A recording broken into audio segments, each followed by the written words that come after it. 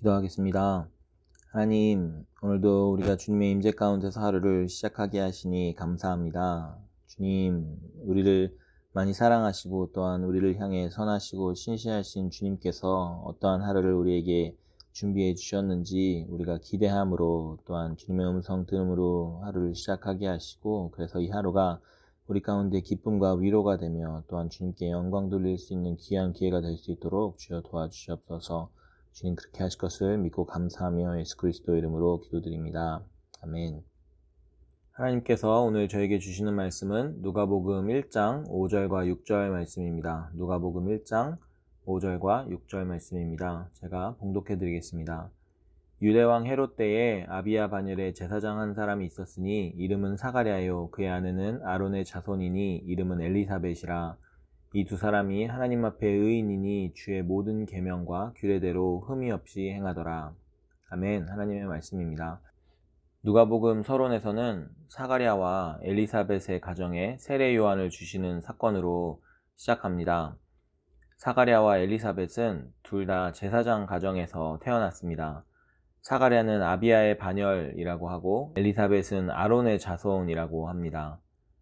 제사장 반열이라고 하면 멋지게 들리기는 하는데 실제로는 어땠을까요? 멋지게 들리기는 하지만 실제로는 그렇지 않았을 것입니다.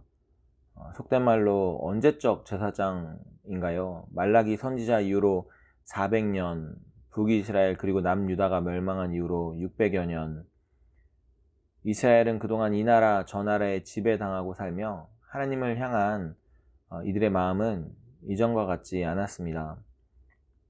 원래부터 하나님께서 복을 주실 때 잠깐 기뻐하고 곧 하나님 말고 다른 우상들을 찾았던 이들이 믿는다고 해서 좋은 일도 없는 것 같은 이 시대에 하나님을 여전히 충성되게 섬기고 있었을까요?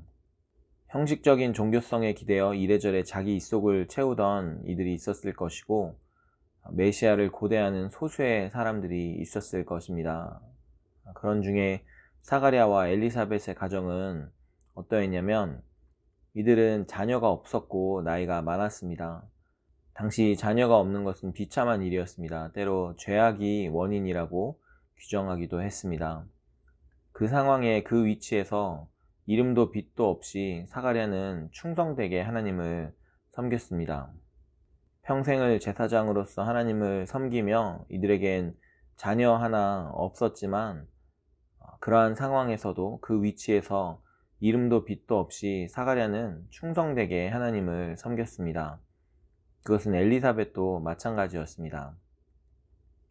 오늘 본문 6절의 성경은 이들이 하나님 앞에 의인이니 주의 모든 계명과 규례대로 흠이 없이 행하더라 라고 기록합니다. 그런 그들이었기에 하나님께서 그들에게 아들을 주시고 이 아들 세례 요한이 예수님의 오시는 길을 예비하는 영광스러운 역할로 부르심을 받게 됩니다. 그뿐인가요? 여자가 낳은 자 중에 요한보다 큰 자가 없다는 영광스러운 말을 듣게 됩니다. 여러분들의 삶은 어떠십니까? 하나님의 택하심을 받은 성도로 이 시대의 왕같은 제사장으로 부르심을 받은 그러한 삶이지만 요즘 그리스도인이라 하면 좋은 얘기보다는 좋지 않은 얘기들도 많이 듣게 되고 어떨 때는 우리의 삶 가운데 그저 어려운 일들만 있는 것 같을 때 결코 믿음으로 살아가는 것이 쉽지만은 않은 지금 여러분들은 어떠한 삶을 살고 계십니까? 혹 자신의 유익을 위한 결정을 내리고 계십니까? 아니면 사가랴와 엘리사벳과 같이 의롭게 주님의 모든 계명과 규례들을 흠이 없이 행하고 계신가요? 지금 이때 하나님의 음성을 듣고 순종하며 충성하는 분들에게 하나님께서 예수님의 다시 오심을 전하고 예비하는 일을 맡기실 것입니다. 그리고 영광스러운 자리로 인도하실 것입니다. 복음의 시작을 장식한 세례 요한의 이야기와 같이 천국에서 여러분을 통해 하나님께서 행하신 일들이 기록되고 이야기된다고 하면 정말 놀라운 일일 것입니다.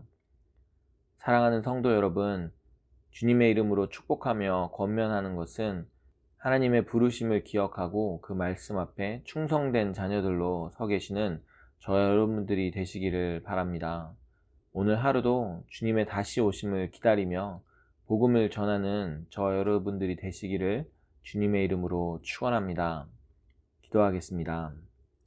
하나님, 사가랴와 엘리사벳이 제사장으로 섬기던 그때에는 결코 제사장으로 하나님을 섬기는 것이 쉽지만은 않았던 때였습니다. 아무런 보상도 없이, 아무런 명예도 없이 그저 그 자리에서 충성되게 주님의 일을 감당했었던 사가랴와 엘리사벳처럼 우리도 마찬가지로 이 시대 그리스도인으로 살아가는 것이 때로 손가락질 받는 그러한 이때이지만, 주님, 혹 우리 삶 가운데 그저 우리가 바라는 기쁜 일들만 있는 것이 아니라 주님께서 허락하시는 어려움들이 있다 할지라도 오직 우리를 사랑하시는 주님을 우리가 신뢰하며 주님의 음성에 귀 기울이며 주님의 말씀과 또한 율법과 규례에 충성하는 저희들 될 수 있도록 주여 도와주시옵소서.